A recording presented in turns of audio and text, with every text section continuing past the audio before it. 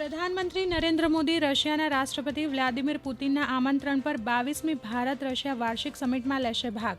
8મી જુલાઈએ મોસ્કોની મુલાકાતે જશે. ત્યારબાદ પ્રધાનમંત્રી 9 અને 10 જુલાઈ દરમિયાન ઓસ્ટ્રિયાની પણ લેશે મુલાકાત.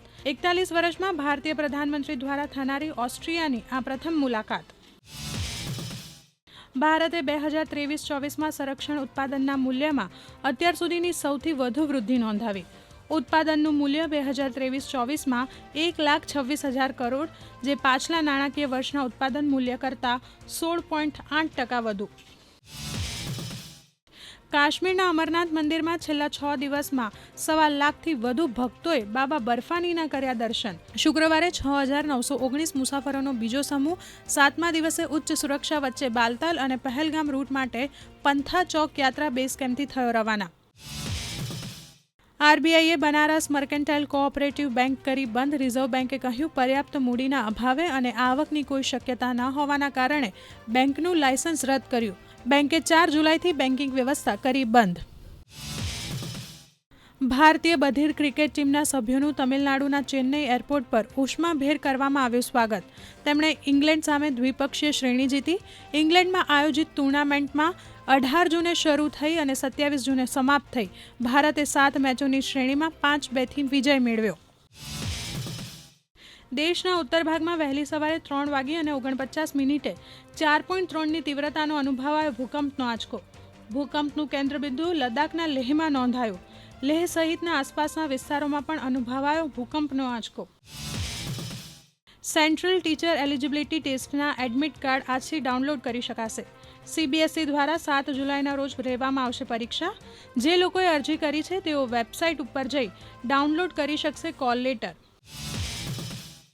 8 જુલાઈએ ઝારખંડ વિધાનસભાનું વિશેષ સત્ર મળશે. હેમંત સોરેન ફરીથી મુખ્યમંત્રી પદના શપથ લીધા બાદ વિધાનસભામાં વિશ્વાસમત મેળવ્યા બાદ યોજાશે આ વિશેષ સત્ર. ફિલ્મ કલ્કી 2898 AD ફિલ્મે માત્ર 8 દિવસમાં વધુ એક નવો બનાવ્યો રેકોર્ડ. વિશ્વભરમાં ઝડપથી ₹700 કરોડનો આંકડો પાર કરનારી આ સાઈ-ફાઈ ફિલ્મે ભારતીય બોક્સ ઓફિસ પર 400 કરોડનો આંકડો કર્યો પાર. 29 મહિનાથી ચાલી રહેલ યુદ્ધમાં યુક્રેને વધુ એક શહેર ગુમાવ્યું. યુક્રેનના ડોનેસ્ક પ્રાંતમાં યાસિવ યાર શહેરને લાંબા સંઘર્ષ બાદ રશિયાએ જીત્યું. હાર પછી યુક્રેનના રાષ્ટ્રપતિ ઝેલેન્સ્કીએ શહેરમાંથી પોતાની સેના હટાવી. રશિયાએ અત્યાર સુધી યુક્રેનની 20%થી વધુ જમીન પર મેળવ્યો કબજો. વિદેશ મંત્રી એસ જયશંકરે એસસીઓ સમિટમાં ઉઠાવ્યો આતંકવાદનો મુદ્દો. આતંકવાદીઓને આશ્રય આપનારા દેશોની કરી નિંદા. કઝાકિસ્તાનના અસ્તાના શહેરમાં યોજાઈ શાંઘાઈ કોર્પોરેશન ઓર્ગેનાઇઝેશન સમિટમાં ભારતના વિદેશ મંત્રી એસ જયશંકરે પણ લીધો ભાગ. નાસાએ ઇન્ટરનેશનલ સ્પેસ સ્ટેશન પરથી પૃથ્વીની 250 માઇલ ઉપર દેખાયેલી ગ્રીન ઓરા લાઇટનો વિડીયો કર્યો શેર. જ્યારે સૌર ઉર્જા અને કણો પૃથ્વીના વાતાવરણના વાયુ સાથે ક્રિયા પ્રતિક્રિયા કરે છે, ત્યારે આ ગ્રીન ઓરાનું અદ્ભુત દ્રશ્ય જોવા મળે છે. 7મા તબક્કાની સુજલામ સુફલામ યોજનાના કારણે સમગ્ર ગુજરાતમાં 1,15,023 ઘનફૂટથી વધુ પાણીનો થયો સંગ્રહ. ગીર સોમનાથ જિલ્લામાં આ યોજના માટે 848 કામ થયા છે, જે અંતર્ગત નહેર અને તળાવને પણ સાફ સફાઈ કરી ઊંડા કરવામાં આવ્યા છે.